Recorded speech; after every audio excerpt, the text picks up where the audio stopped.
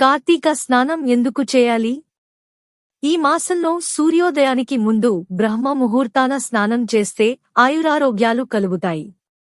మెడ వరకు నీటిలో ఉండి స్నానం చేయడం ద్వారా ఉదర వ్యాధులు నయం అవుతాయి. కార్తీక స్నాన విషయంలో ఆరోగ్య సూత్రం కూడా ఉంది.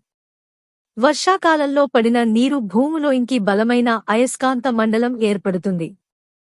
వర్షాకాలం తర్వాత వచ్చే కార్తీక మాసంలో ప్రవహించే నదుల్లో అయస్కాంత శక్తి అపారంగా ఉంటుంది. అందువల్లే కార్తీక మాసంలో నదీ సముద్ర స్నానం చేయమంటారు. హరిహరాదులకు ప్రీతికరమైన మాసం ఇది. ఈ మాసంలో నదీ సముద్ర స్నానం, దీపారాధన ఎంతో పవిత్రం.